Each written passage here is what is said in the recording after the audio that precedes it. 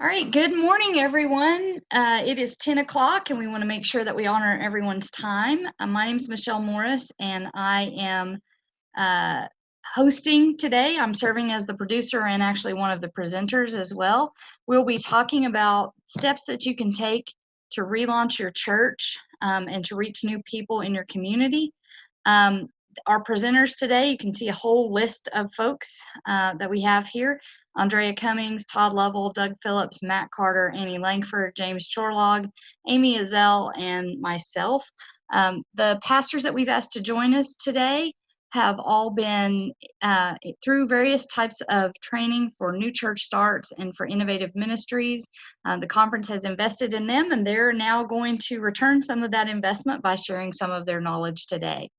I will remind you that we are doing a webinar and not a meeting. And that means that we cannot see or hear you. The only ones that you can see and hear are the presenters. And so if you have any questions or if you have any comments, we invite you to share those in the chat.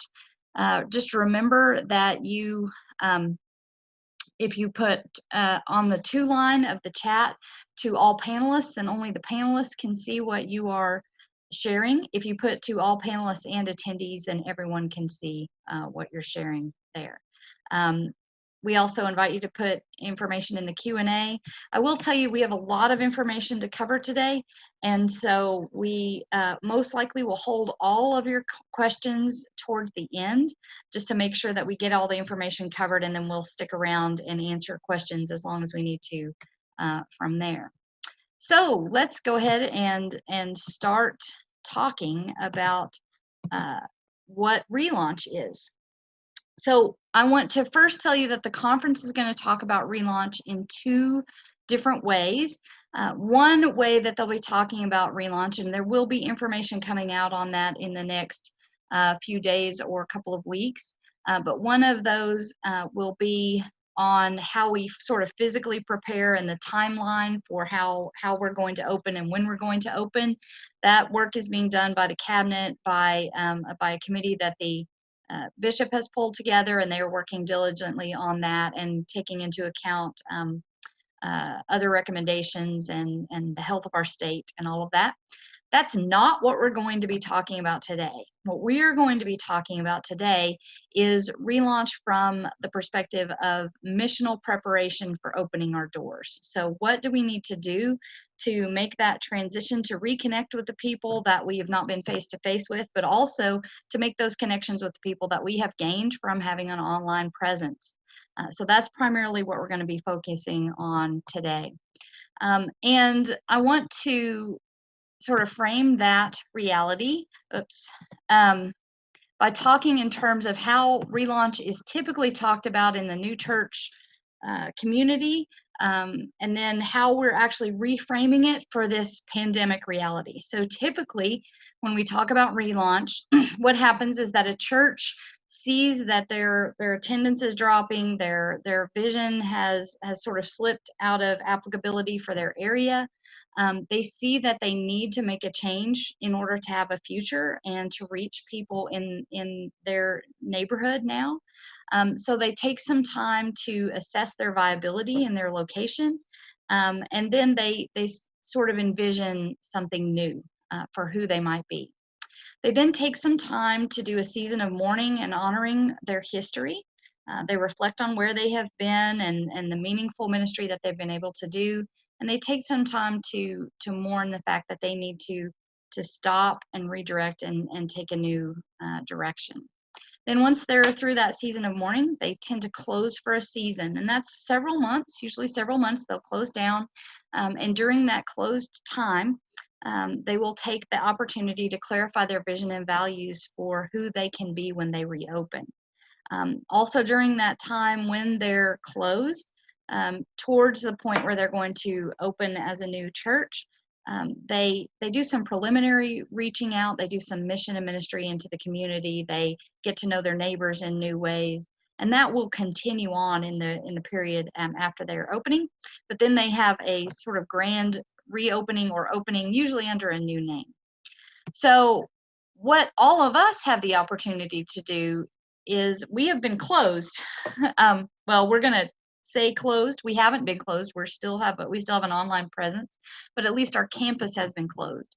And so that gives us an opportunity to engage in this process of relaunch, and to find meaning in this time and this space that will allow us to then reach people in new ways. So in our pandemic reality, our campus has been closed for a season. We have been doing some preliminary reaching out through our online presence. The church is now probably seeing new opportunities in their future from that reaching out. They can take this opportunity to assess their current viability and see a new vision for how they can move forward. Can spend this season when the campus is closed to clarify our vision and values and to have small scale meetings. Whenever we go into that next step of reopening, most likely what's going to happen is we will have had closed campuses, then we'll be able to gather in slightly larger groups. This is what is being predicted, that we'll be able to gather in groups maybe up to 30, 40, or 50. So during that period, we can have small scale meetings, which will allow us in that season to do that season of mourning and preparation that we need to do with our people that we are reconnecting with, that were part of our congregation before the campus closed. And then also do that preliminary in-person connection meetings, and make connections with our neighborhood, which will continue when we go into full opening. And then we do the full opening of the campus again. So that'll hopefully help you frame what we're talking about when we talk about relaunch, how this is going to work in our reality now. And then the flow of today's webinar, just to have some understanding of that, Andrea in just a moment here is going to talk about designing your relaunch team. Then we're going to talk about that piece of clarifying who we are. So Todd's going to talk a little bit about simplifying church, and Doug's going to talk about how to define your discipleship and communicate that identity online. Then we're going to talk about the piece of reacquainting yourself with your neighborhood. Matt Carter's going to share his experience with Mission Insight. Annie Lankford's going to talk about how we meet our neighbors again for the first time. Then we're going to talk about how to connect people in our history through small groups, and James Torlog's going to share his experience with that. Amy Azell is going to talk about how to communicate your vision that you will have discerned through this process, and then I will point us in the direction of next steps. Okay, so I'm going to stop sharing my screen now and turn it over to Andrea so she can share her piece on getting your relaunch team together.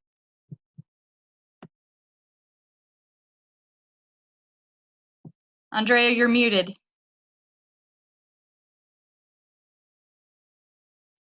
There we go. Sorry. All right, good morning. As Michelle said, my name is Andrea, and I am glad to be sharing with you on today. So our time together, I would like to kind of focus our attention on gathering, what it means to gather in the season of gathering. Because right now we are in a unique place that we all know. We're in a pandemic. Everybody knows we're in COVID-19. So as we have been online worshiping, we have a new demographic of folks that are joining our worship community virtually, folks who have not joined or walked through our doors ever. So why is the season gathering important? Do you know that church growth is up 300%? 300%. And 49% of our churches are growing right now. 49% of our churches are growing right now. And this is all according to an article written by Carrie Newhoff, entitled "Half of All Churches Are Instantly Growing. Here's why and here's what to do." And I'll be glad to share this with you later. He goes on to say in this article that the folks who are joining us virtually fall into these categories: spiritually curious, new people, curious folks, unchurched, agnostic, and atheists. So during this pandemic, folks are tuning in to you each week through your devotions, through your Bible studies, through your Sunday worship, and folks are looking to be connected to the good news of Jesus Christ. So more than ever, we need to be intentional about thinking about how to connect these people who we don't yet know to our worship communities. And this all fits into the idea or our mission statement to make disciples of Jesus Christ for the transformation of the world. And if we are not intentional about connecting these folks, we are missing a unique opportunity to build a relationship with these people that will ultimately lead to discipleship making. So we have a opportunity, a great opportunity right now with church. So this brings this whole idea of season of gathering all the more important. This term is not my term, it's actually a term coined by Path One.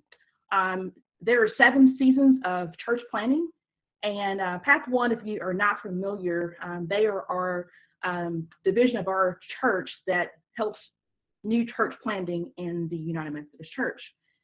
And in this season of gathering, you are, speaking to folks, inviting them to be a part of a team, a launch team that will help you ultimately to plant a new church. We're not planting new churches right now, but what we're doing is we're gathering people that we can be intentional about connecting these new folks to our church. So when you're thinking about gathering people, it begins oftentimes with the church planter. And you're not a church planter, but you're a pastor or you're a lay person or something like that. But you have the task of gathering these folks. So you know who they are, you know who your congregation are, you begin to brainstorm who would be a good fit to be a part of doing something new. And when you're forming this team, you're thinking about a diverse group. You want to, when people are coming into your church, they want to some kind of way see themselves, imagine themselves a part of your congregation. So you want to have a diverse group, age-wise, all types of gifts that are available. I mean, we know our church is full of folks with many, many gifts. So you want the more, the merrier, because what happens when you're gathering folks become flaky and they fall off. So you want to have a group of people always continuing to invite people to be a part of what God is doing new in our communities. So it's very exciting. So you're brainstorming, you're praying, and then you begin to invite. You pray and invite. Once you identify those folks that want to be a part of it, you ask them simply. I mean, right now it's a little different because we can't do, we can't go out for coffee or tea or happy hour. A lot of times when I was doing my gathering, I would have meetings around my kitchen table and I would go out for tea and all that. So now you have an innovator. And that may be doing personal invites via Zoom or phone call. And when you're having these conversations about invitation, all you're doing is saying,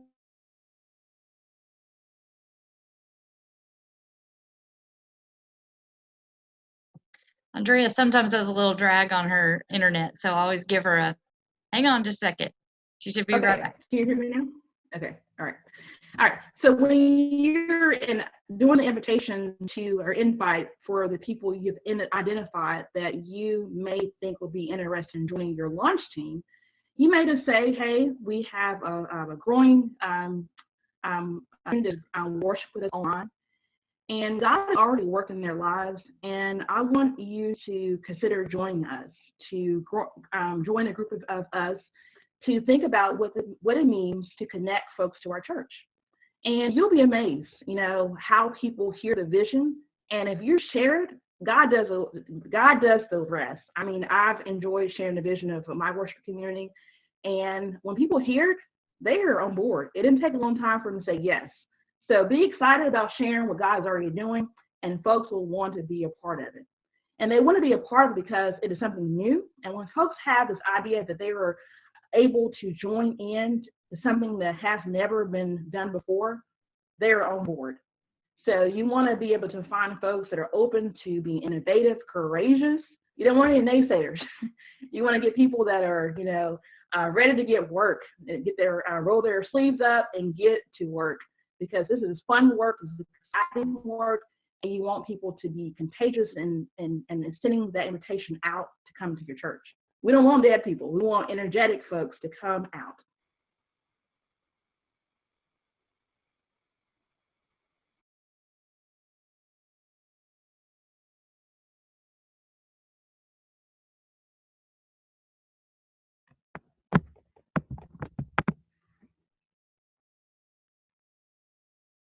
Can you hear me now? All right, sorry. Connection is bad. Zoom world. All right, so once you have the folks that say, I want to be a part of this, you begin to plan your meetings, your time together, and you'll have to do this through Zoom. And you set your agenda, just kind of say, welcome folks in, maybe have an icebreaker so folks can get to know each other, because relationship building is important during this time as well. And begin to say begin to answer the questions, how are we going to connect with folks? Think about right now, how are you connecting people right now? Do you have a online pastor asking questions and greeting people, welcoming them online? Do you have a connect card? How are you getting to know them? Do you know their name? So you want to be able to think about these things and your planning time. It's going to look different for everybody. So during your time together, you'll be able to carve out the needs and a plan of action for you to get ready to reach these people. Another way is hospitality. How are you following up with those folks? The Church of Resurrection has a great hospitality helps on their website. So I will, go out there and see what they have out there, proven ways to connect with people to make them feel welcome. Also, how are you marketing yourselves? Do you have sermon series for new folks? Do you have, when you're forming your team, make sure you have folks that are ready to lead small groups. When you're forming new worship communities, small groups stick. They help form vital congregations. And even when you're thinking about it now, have somebody in place to connect folks to small groups. And you can start doing that now through Zoom. Coffee with a pastor, happy hour with a pastor. Get to know these folks, make them welcome, get to know their name. And during this time, just go ahead and don't be afraid. It's not a time to be afraid. It's time to be innovative and be a part of what God's grace is already doing. People are already connecting to God's grace online every week.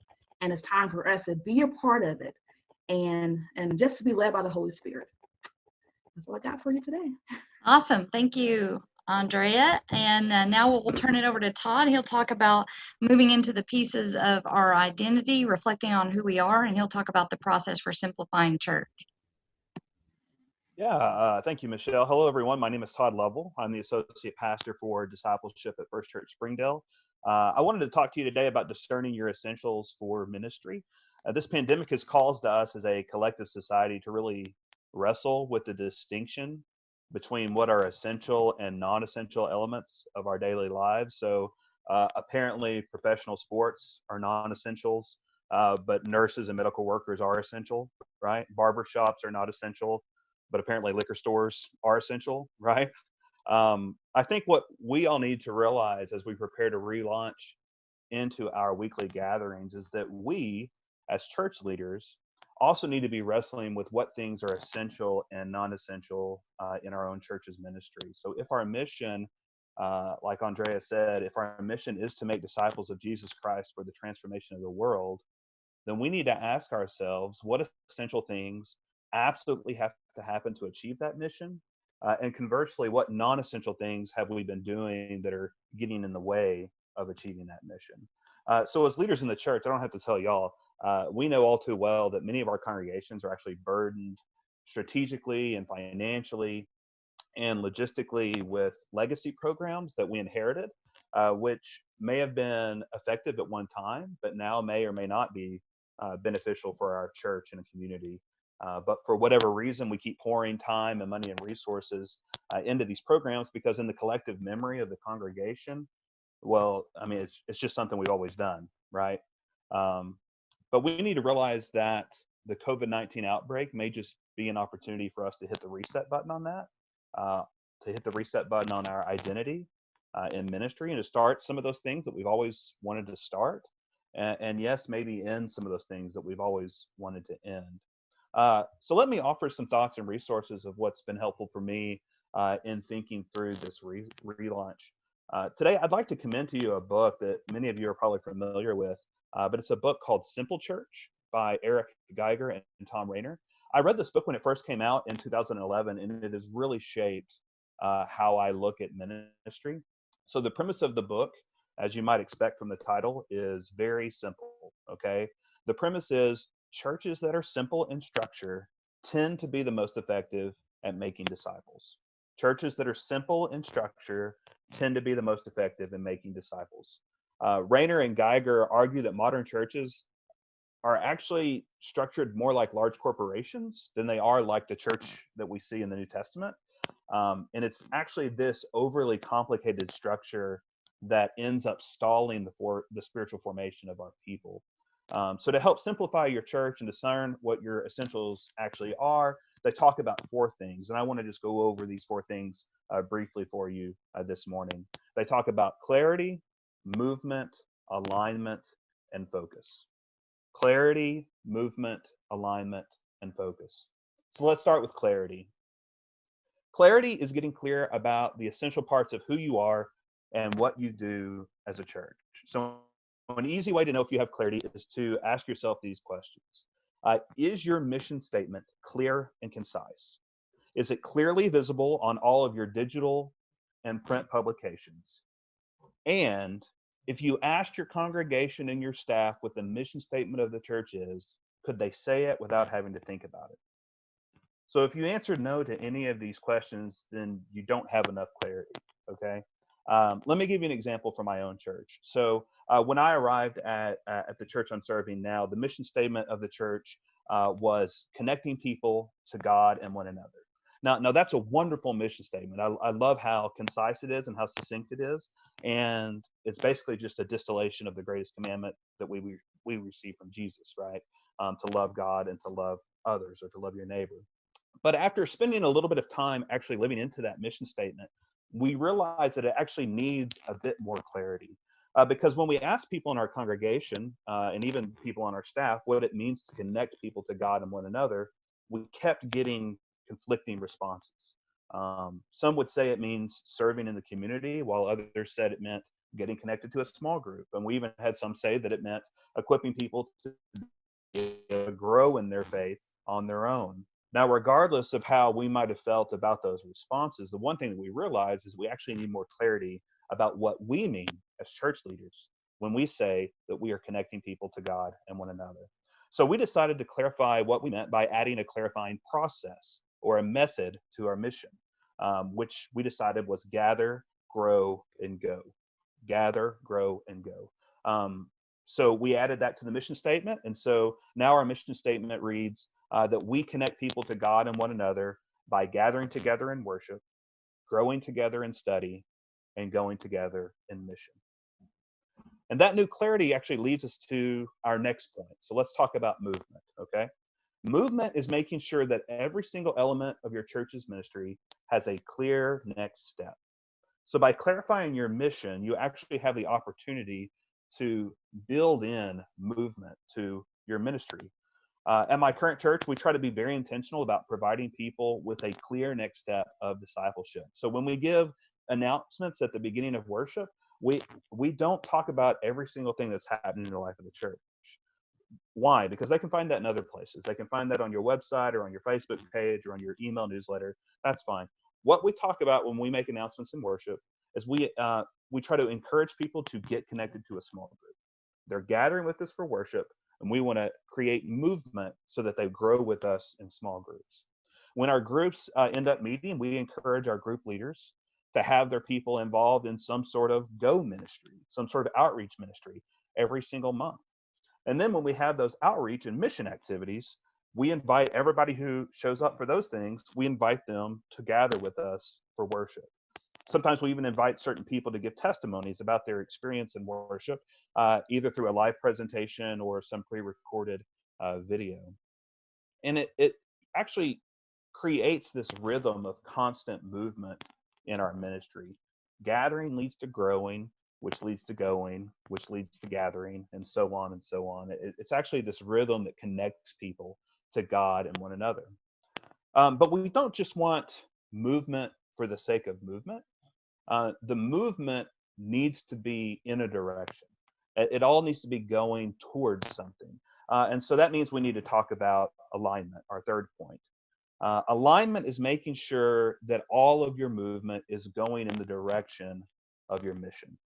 So everything that we are doing in every single aspect of our ministry, every interaction we have needs to push people toward gathering, growing, and going with us. So we need to be aligned in the same mission, and we even need to use the same language to describe that mission in every aspect of our ministry. So in my example, when we looked at each of our ministry areas, our children's ministry, our youth ministry, our Sunday school, our outreach, they each had their own mission statement. And they were all along the lines of connecting people to God and one another, but they all used different language. And it ended up confusing, not clarifying our mission. So instead of each ministry area having its own distinct mission statement, we aligned all of our ministries with the same mission statement. So our children's ministry's mission is to lead children and their families to gather, grow, and go together. Our youth ministry's mission is to lead youth and their families to gather, grow, and go together, and so on. You get the idea, right? So let's move on to the last point, focus. Let's talk about focus. According to Rayner and Geiger, focus is the most difficult step because focus requires you to say no to everything that does not move you toward your mission. And what makes that so difficult is that focus requires you to say no even to good things. Now, I know that seems counterintuitive to us as church leaders, right? I mean, surely we want to say yes to every single person who has a ministry idea. But we need to remember that every new ministry idea costs time, money, and resources. So it's up to us as leaders to make sure that whatever that ministry idea is will actually lead us to achieving our mission. Here, I like to remember that verse in Hebrews 12 that says, throw off everything that hinders and the sin that so easily entangles. It's interesting to me that the writer seems to think of those as two distinct categories. There's the sin that so easily entangles us, which is evil, and of course we need to stop doing, right? But then there are those things that hinder us. And they may not be sinful, they might actually be good things, but nevertheless, they actually hold us back from following Jesus. So we need to remember, especially as we get back to our weekly rhythms of ministry, that just because our church is busy doesn't necessarily mean that we're making disciples. And there might even be good things that we are doing, but those good things might actually be hindering us from achieving our mission. So this 4-step process is really shaped the way that I think about what our essentials and non-essentials are for our church. I'm not sure what that looks like for you, but for us, we are the most faithful expression of the kingdom of God when all of our people are gathering together for worship, growing together in study, and going together in mission. So those are our essentials. Everything else outside of that, it just doesn't matter, right? We can still be a church if we don't have a food pantry. We can still be a church if we don't have a fall festival. We can still be a church. We can even be a church if we don't have potlucks, believe it or not, right? But we cannot be a church without gathering for worship, growing in study, and going into the world in mission. Those are our essentials. Now, that's not to say that a church that does something different is wrong, or that if they use a different alliterative phrase, or God forbid, they don't use alliteration at all, that they're wrong. But it does mean that every single church has to discern what their essentials are for ministry. What makes you, you? What do you offer that no other church in your community can offer? Whatever that is, those are your essentials. So clarify them, create movement through them, insist on alignment in every single area of your church, and focus everything you have on the mission that God has given you. God bless y'all. That's all I have. Thank you so much, Todd. Okay, Doug, on the next piece of understanding our identity, he's going to talk about defining your identity around your discipleship and then sharing that online. All right, here I've got some slides too, so I'm gonna see if I can share my screen. All right, are you able to see that? Okay, perfect. So so one of the things that's important for us to do when we're talking about relaunch is to remember our mission. As you've heard stated already from the other folks, other panelists, and I'm sure you're going to hear it again. The mission of our church is to make disciples of Jesus Christ for the transformation of the world. We might be asking ourselves, though, how do we do that? Well, a few paragraphs later in the book of Discipline, it actually gives us some instructions about how disciples are made in our churches, believing that the local church is the best arena for where discipleship making occurs, and it gives us a lot of instructions. I won't even go through all of these. You can see them. It's a mouthful. it would be very difficult to do some of the things that Todd has laid out about trying to clarify our statement to folks that are potentially wanting to grow in their discipleship. It would be hard for us to give them this list. And so there's been a conversation that we've been having in the conference, and it's happening in churches all over, to look at your personal context and figure out how you can take what you know about how disciples are made and interpret that for your personal context. And so Doug, can I just hop in real quick? Can you go up to your thing and hit slideshow on the top board? Yep, go across. Yeah. Oh, you seen it now? You're gonna have to click it again, and it'll hold on. Should go full screen. Hold on, I'm gonna try to do this a different way. All right, can you see it now? Yes, thank you. Okay, there you go. Okay, so it's important for us to look at our personal context. At Kibler United Methodist Church, we spent a year long going through this process of looking at our community, studying our community, looking at our current ministries and programs, and we decided that what we desperately needed was something intentional. Discipleship at our church was happening on accident. We had all of the right components and a system in place where people could get connected with the church, and then maybe they stumble into a small group, maybe they stumble into serving. But what we weren't doing was we were not intentional about communicating to them how to grow in discipleship through the life of the church. One of the resources that we had was something that the conference actually supplied us with a couple of years ago, which was this resource by Junius B. Dotson called Developing an Intentional Discipleship System. The conference gave us some of these books that we could go through. You can also get one on seeallthepeople.org. You can download the PDF for free. We got these and went through our with our leadership board and realized that we knew we needed a discipleship system, but we still didn't fully understand how disciples were made at our church. We needed something more personal. And so we asked Michelle Morris, who's written a great book called The Gospel Discipleship, to come and to talk to our congregation about how disciples are made at Kibler. And so she was able to give us an assessment and some training to help us create our system. When we did this assessment, we found out that we ranked high on the Matthean model, which means that our church believes that the primary way that we grow as disciples is by serving, is by hands-on activity, by doing something. We want to show our faith by what we do. And so instead of trying to look at what was working for other congregations and taking that information and making it our own, we just sort of leaned into our type. If we're Mattheans, let's embrace that. Let's talk about the things that we know we're going to excel in, and let's just do that instead of trying to be somebody else. One of the ways that we did this was coming up with our own understanding of our the way that disciples are made at Kibler. And what's funny is that this is a lot like what Springdale first came up with. And Todd and I never talked about this, but this is eerily similar. We gather, group, and go. We changed it slightly, but it was so simple for us to be able to communicate this to our congregation and to potential folks coming into our congregation that want to grow in the life of our church. So we didn't change much about what we were doing. We simply changed our focus and we added intentionality. We gather, we group, we go. This is what we do as disciples at Kibler United Methodist Church. The intentionality part was we had to add next steps. It's exactly the simple church model.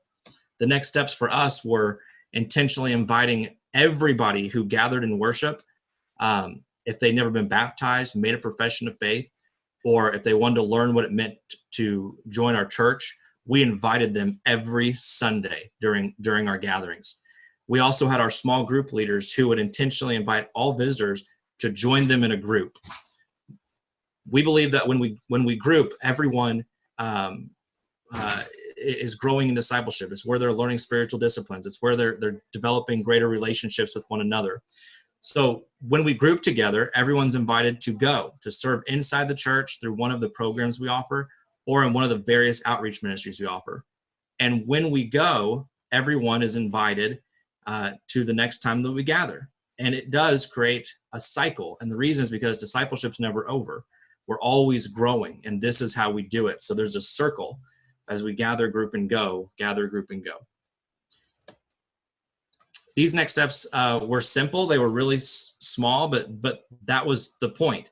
We wanted to make this as easy as possible for people to understand how we wanted them to grow in the life of the church. However, when we moved online, we had to rethink how to use technology to intentionally help people. What's funny is that this was actually easier than we thought. We simply had to take what we are currently doing and apply it online. That was the simplest thing. As we gathered online through our YouTube videos, we were intentional about inviting all of our visitors into the life of the church by giving them a resource that we had. We, of course, would always invite them, those that were wishing to be baptized or make a profession of faith or join the church, to call or text a number that was on the screen, which would go to the pastors that could pray with them and talk to them about those decisions. Also, as we gathered online, we invited our visitors to text message a number that would give them a resource called Right Now Media. I'm going to give you that resource here in a second. And what that allowed them to do is to fill out information, to sign up essentially, and we would get their name and their email address so we could send them information about different groups that were happening online. We have a group that's meeting on Wednesday nights right now that's going through a study together. And so we were able to invite our visitors to group. And then once we are grouping, we can invite them to go. You might wonder, how do you go right now? It is a little difficult, but we have some opportunities to do some things online where we get together, and instead of studying, we're fellowshipping, which is primarily the way we're doing things. And we're intentional about inviting everybody to be a part of that. Those that aren't connected with our church yet, we want everybody to come and be a part of it. So we've had a lot of families from out of town that have never been to our church who have come online with us, and we're having like trivia nights together. So as we group and go online, we're also inviting all of those folks back to gather with us. So you can see all we did was just take our model that already existed, and we adapted it. Some of the things that we learned when it comes to social media, like your Facebook and your YouTube and your public websites, these are really a great place not to be a bulletin board for your members. This is how you communicate to folks that have never been in your church. Your Facebook page, when you create content that is shareable, that's not got a lot of inside language, it's not got information about board meetings happening in the church and stuff that your members care about, but stuff that can be geared towards your visitors.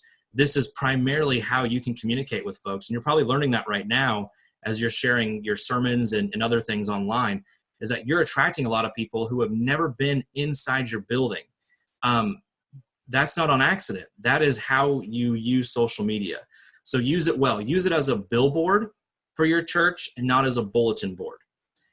Also, one of the things that you can do, and I'm going to give you a resource here in a second that will give you more information, is you can actually target some of your content to reach certain demographics in your community. And so if there's an area that y'all have been thinking about wanting to reach as a church, you can actually target that area with your content. And it does have a small fee. It's very minimal. And you can send that out to folks, and they find it on their Facebook and other social media outlets. Emails are great for your regular attenders and good for posting information about events, meetings, pictures, baby announcements, things like that, things that your membership would really care about. And you can get emails from visitors on social media pretty easy. And I'm going to give you some resources here in a second about how to do that. Once you have that, use your emails to market to your members and your regular attenders. I'm going to tell you another way that you can do that, another resource here in a second. Statistically, people will find your churches by searching online through Google. So if you Google your church right now and it doesn't show up, you don't exist to visitors online. And make sure that when you Google, I did this a couple times last night for churches in the area, make sure that the name that pops up is the name of your church. So if you know that your membership refers to your church as First Church, you don't want to show up as First Church on Google. You want to show up as First Church of, First United Methodist Church of wherever. You want to make sure that you're on Google. That is how people are going to find you. And it's very free. It's easy to do. You just have to claim ownership of the building on Google, and there's a way to do that. Very simple, just going to Google, and there's instructions on how to do it. Here's some resources though. Canva.com. It's mostly free. It's great for creating pictures and animations for your videos. Text to join. This does have a small cost, but it's a great tool for getting visitors to sign up for emails. And so what it is you can put this on your videos or other content, and you tell people text, First Church to 41411, and there will be a way for you to sign up by email so you start getting our newsletters. MailChimp.com is email marketing. It's free if you have less than so many emails a month. It's also integrated with text to join, which means that when people text to join, it automatically goes to MailChimp. There's no extra step for you. Right Now Media is the one that we use. We tell everybody who comes onto our video content to text a number, and they get this free app that's got 20,000 different Christian discipleship videos. It's free for them. We get their email address. And then there's also another one called amplifymedia.com, which is primarily Methodist materials. It's fairly new, but it's just like Right Now Media. It works the same way. So if your church does a lot of Adam Hamilton and Matt Rawle, and even our own Michelle Morris is going to be on there soon, you can use that. That's amplifymedia.com. Sorry, I didn't have that added to my slides. And of course, you all know about Zoom. There's one more resource on Course, which will teach you how to do the thing I said a minute ago about how to target ads.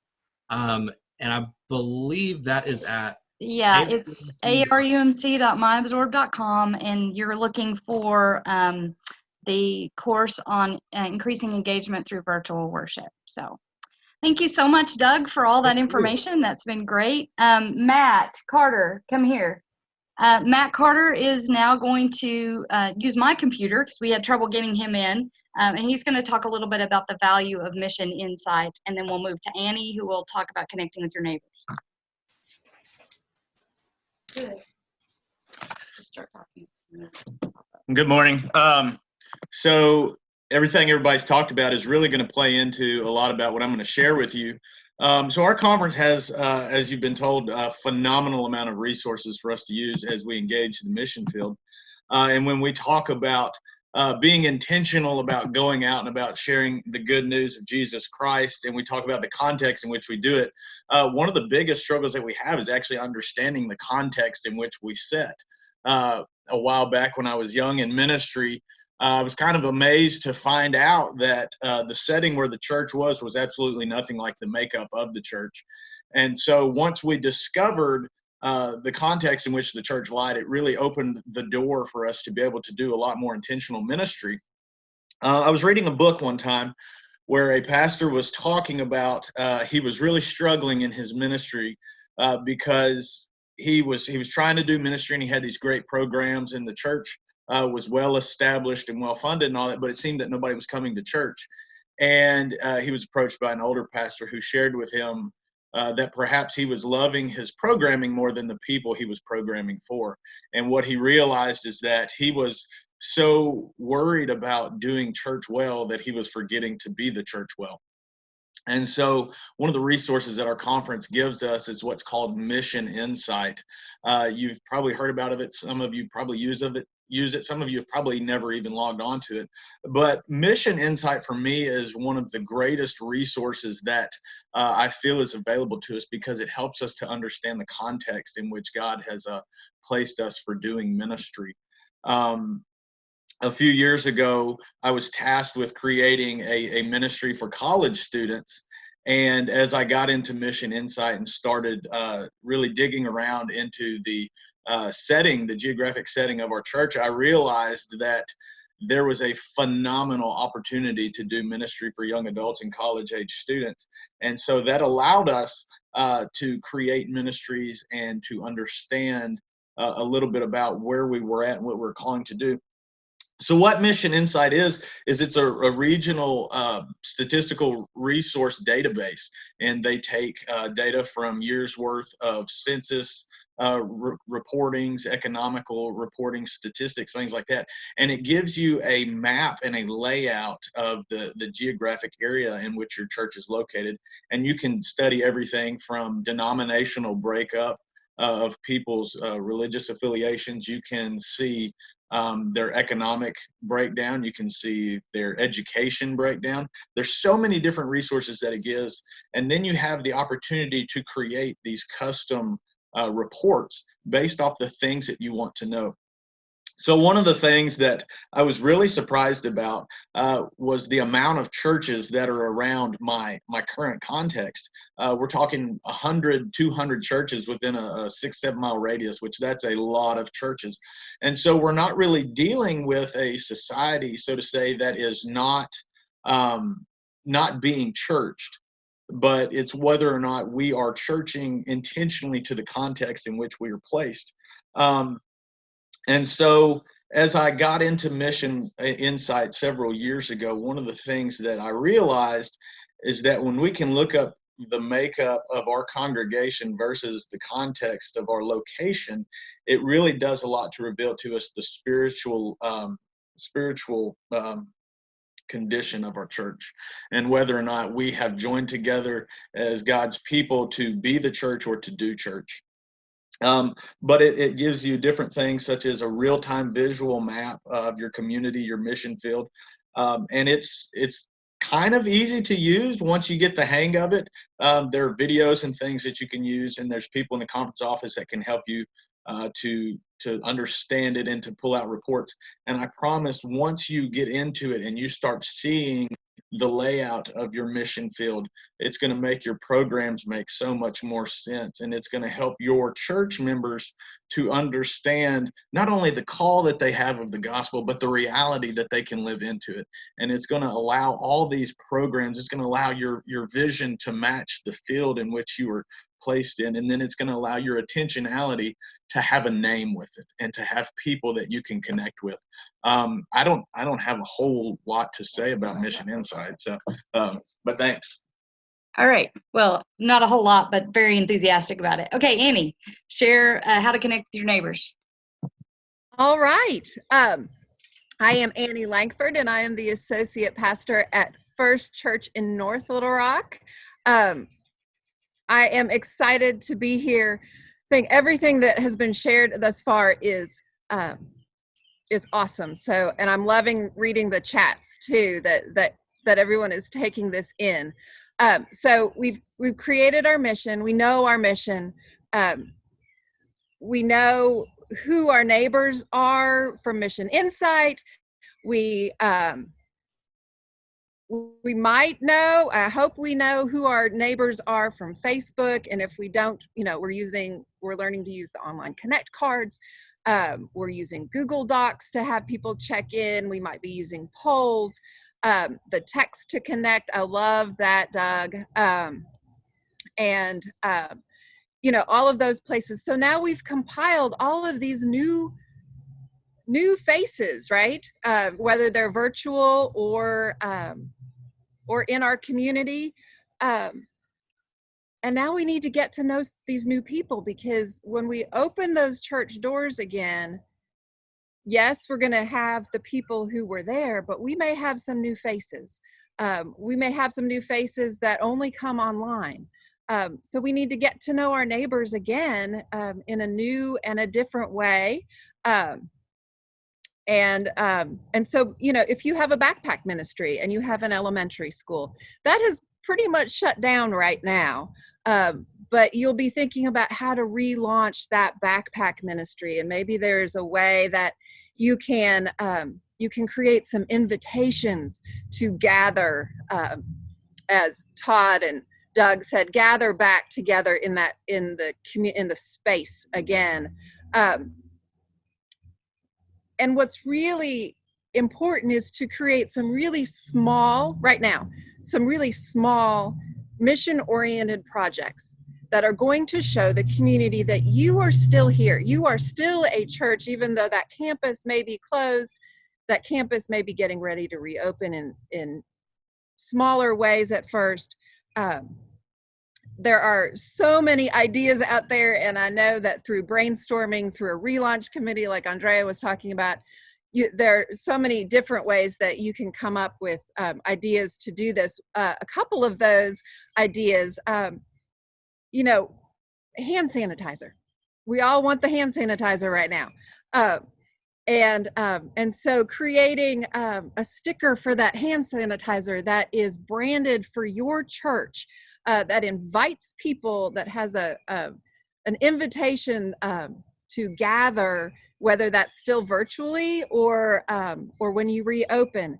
And that could be something that you pass out using social distancing, of course, but you may have a way to distribute that at a grocery store. As people are entering the grocery store that is near your church, or another place, with essential services that people are going, where a hand sanitizer is something that they are going to carry with them. And so that information and that branding will always be there.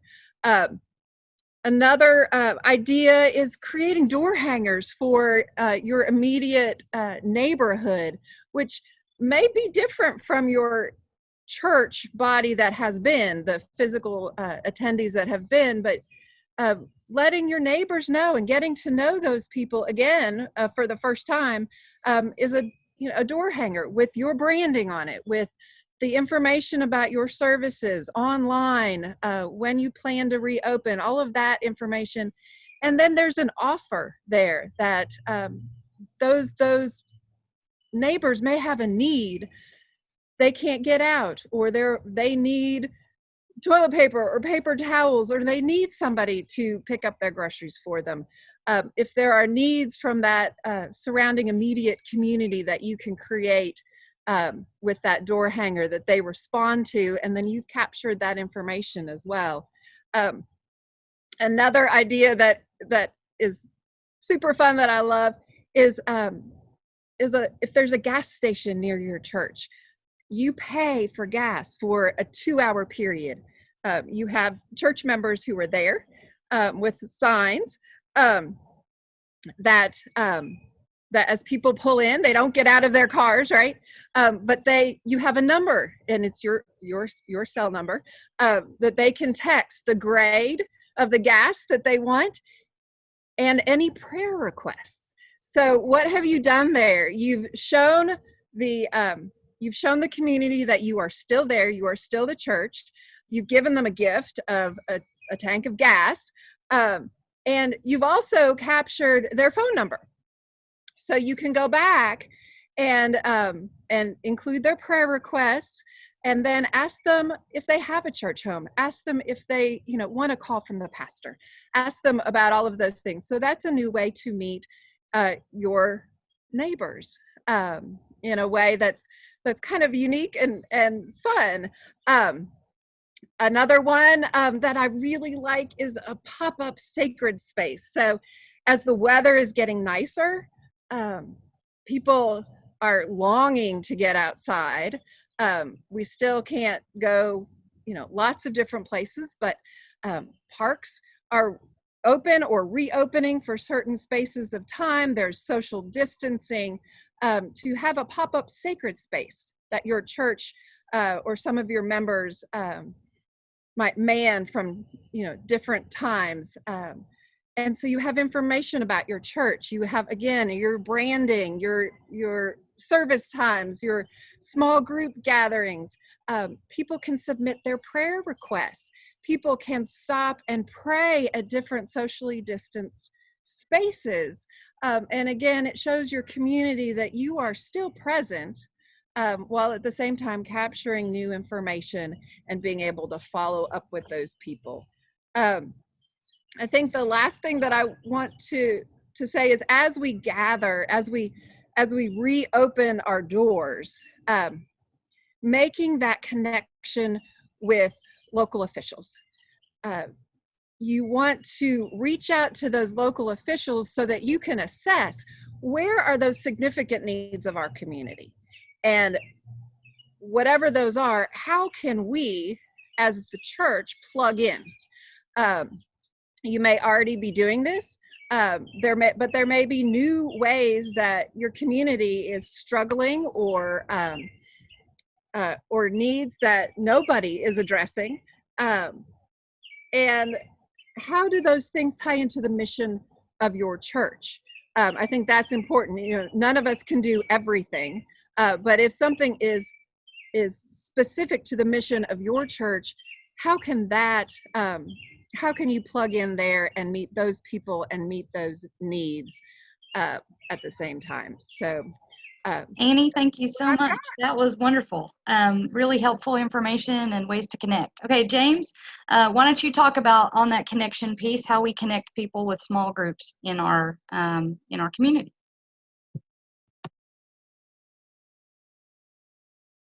You gotta unmute. Okay, so when we talk about connecting with our community and others in small groups, one of the things that we have intentionally done here at Bologna, I'm the pastor at Bologna United Methodist Church until July. But one of the things that we sat with was what it looks like to just engage with a really simple, effective small group curriculum. In the Methodist Church, a lot of us are probably accustomed to the sea of books, and all these are from the shelf in the room. Take your pick. But these get expensive after a while, and most of us have access to a curriculum that's pretty important for us as disciples of Jesus Christ, as people who follow God. It's Scripture, if you couldn't guess it already. So we wanted to create something that helped initially our youth at Bologna connect with Scripture in a powerful way, and something that we could hand off. We don't have a youth director at Bologna United Methodist Church. We have volunteers that work with it. So we wanted something that could easily be utilized by different people. So we centered it around our history as Methodists. So using kind of the basic structure of class meetings, of checking in with one another, asking how is it with your soul in whatever contextually appropriate way that question unfolds, praying for one another, and then after a quick bit of context for a scripture or the book where we're digging into, we would dive into reading scripture, sitting with some expected questions that tend to stay pretty stable. So the questions that we would always sit with first and foremost were what stands out, what do you have questions about, what do you not understand, and then also what seems important to you, what draws your attention and captivates you in that story. We did this with Luke's gospel first and foremost with the youth. Then what does the story reveal about Jesus? What does it reveal about the Holy Spirit, or God, about us, and what it means for us as a people who follow Jesus, what it means for us to live into that. So a big component of all this is thinking creatively with where we're at and the resources around us, the availability of things that we have, and the passions of the people that we're present with. So in that instance, we worked with the intense curiosity of the youth around scripture and what that narrative was, because we had a lot of kids that were coming that didn't know the content of the gospel. When we transferred it to adults, we found the same thing, that a lot of adults were intensely curious about the content of scripture, and they may have collective memory of some of the things, but to sit with and wrestle with things in a forum that actually let them ask questions was a powerful, engaging piece.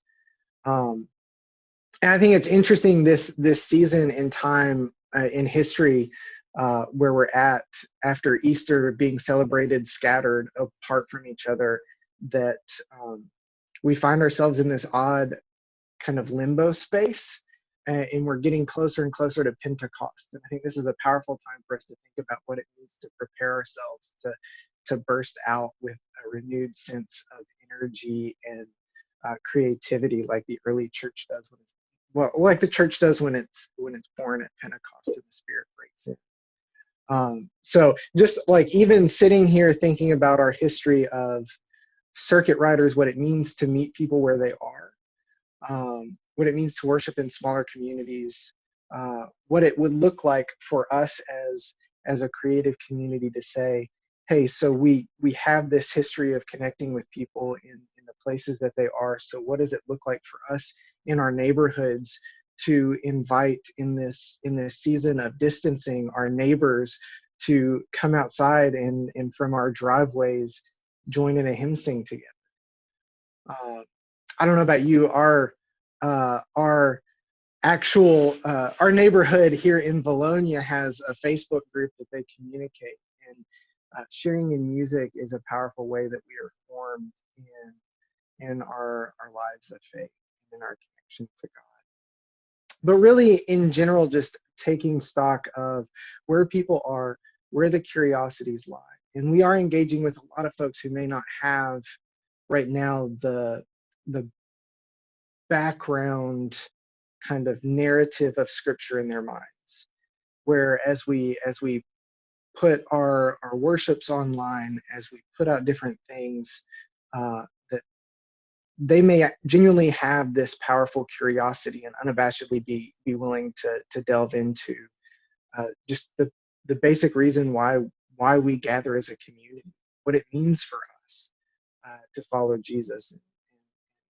The Gospels are a great place to start with that, to authentically wrestle with it. So, yeah. Thanks, James. Appreciate it.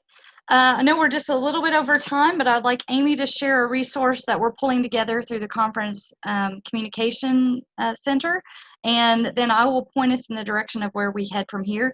If you do have questions, I invite you to go ahead and start typing those, and those of us on the panel will hang around a little bit longer and answer any questions that you have.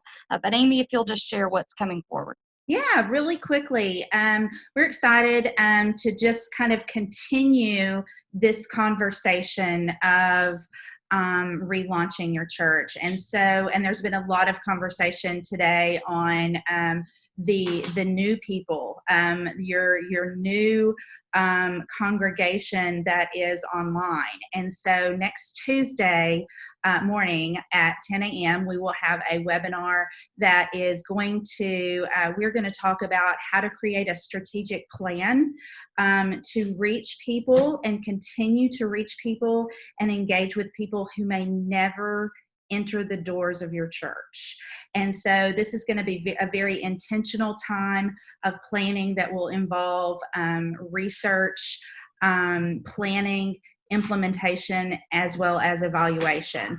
Also, one more that just on the fly, Michelle, I don't know if you know this yet, but we're also going to do a webinar, and I don't know when yet, but on Mission Insight. And I'm so pumped about this because I gathered from the conference. Yeah, I went to a conference in Texas for this right before the whole coronavirus started spreading. And so I'm so excited for us to be able to help people utilize this magnificent tool for micro-targeting potential people in your church community. So anyway, thank you so much, and hope to see everyone back here again next Tuesday. Yeah, and we are also in the Center for Communication talking about some modules of marketing for people for relaunch. So we'll be working on that and unveiling that as well. Not in a webinar, but it'll be a resource that's available. Right. So where we go from here, obviously you've heard we have some other webinars that are coming forward to help with this.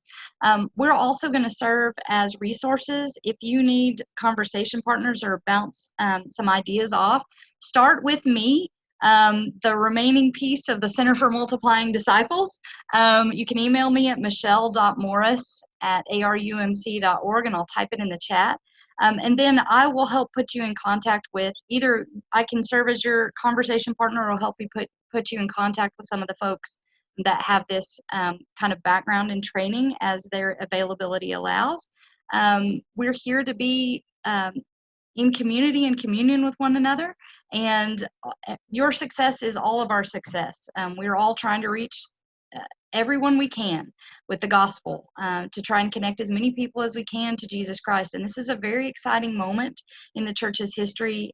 We're able to reach people in new ways, And if we're intentional about it, if we make a plan, if we have clarity around our identity, we really will be able to make that translation over to those deep connections where people grow in their discipleship.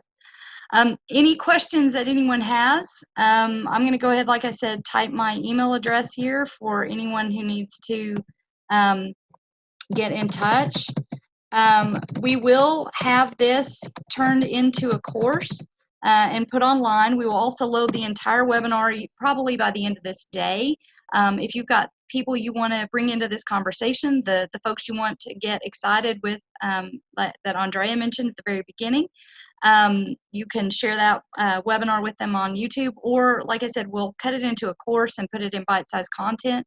Also in the course, we will have the resources like the PowerPoints, the references to the articles that Andrea made. There will be additional articles. There's some stuff from the Lewis Center that we've pulled on Relaunch that we'll be using.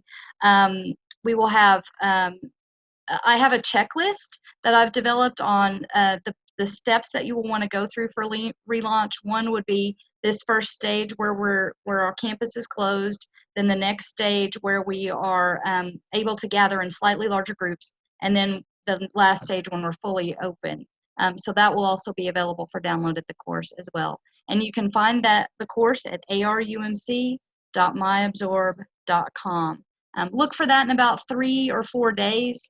Takes a little while to do the chopping down, editing, and loading all of the resources. But if there are no other questions, like I said, look forward to that Seekers and Sometimers webinar that we'll have next week, and the Mission Insight one that we'll have down the road.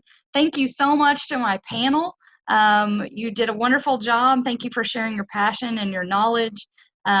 It's been a blessing to be with everybody today. Thank you to all the folks that attended today. We will hang around a few more minutes if anybody's got questions. Otherwise, thank you for being with us.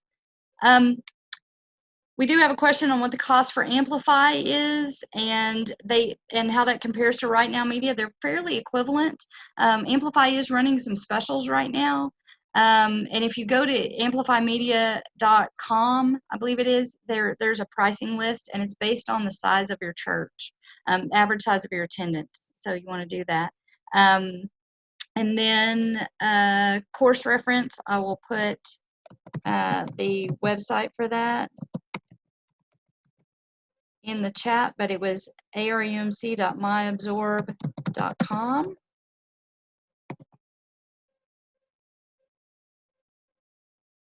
And if anybody does want to go ahead and get started with Mission Insight, just shoot me an email too, and we'll give you the directions on how to do that.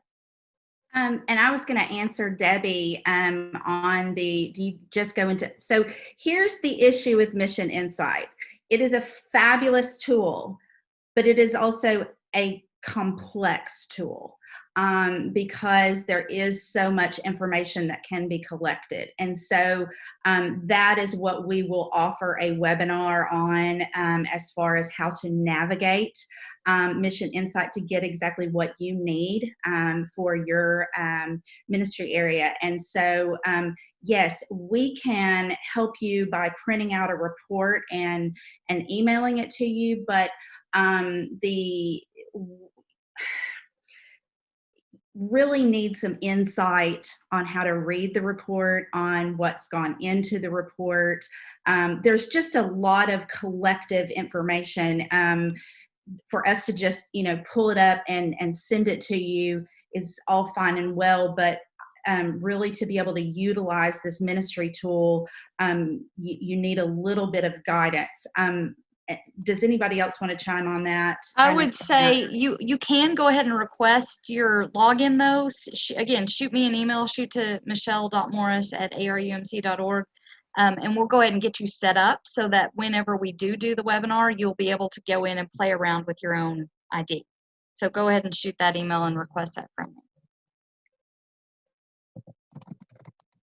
I'm so excited that people are interested in this. I'm not the only data nerd. So love that.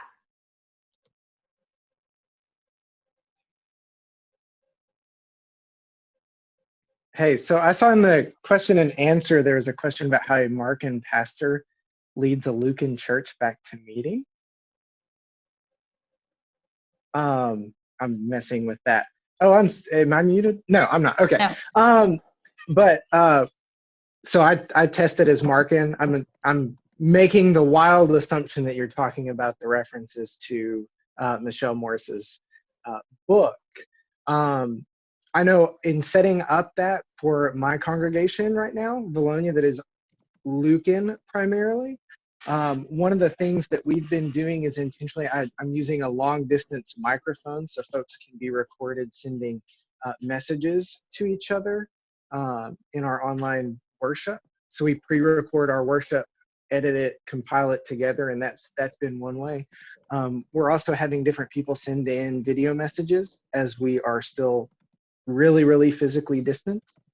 And as we look forward towards the oncoming like smaller gatherings, that sort of stuff, that we still form gatherings that are centered around that idea of communing with one another and involving each other, even though some folks may be distant.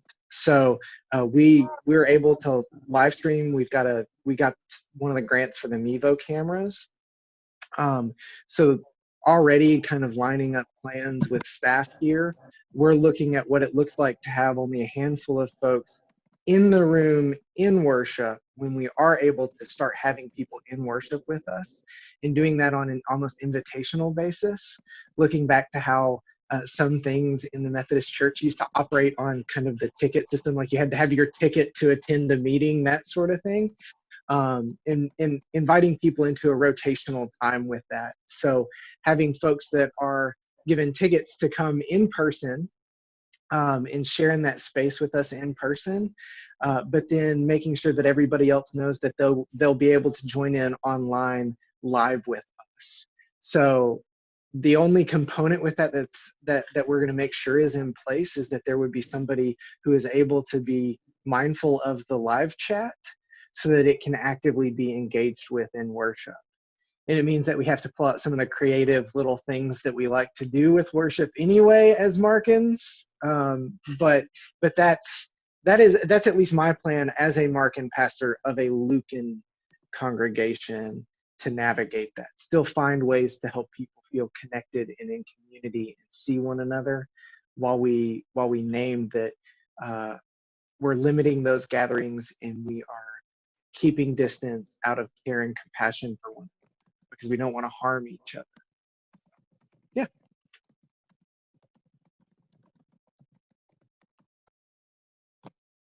Okay, any more questions? I just want to say thanks for, again, letting me hang out with the cool kids. I'm signing off to jump on another call, but it is always a pleasure to be in a room, in a virtual room with people smarter than you. So I love that. I love to soak all that up. So thank you guys so much for letting me be a part of this. And hopefully I will talk to all of you panelists and viewers soon. So God bless. Talk to you later. Bye. Thank you. Yeah. Blessings, everyone. Thank y'all.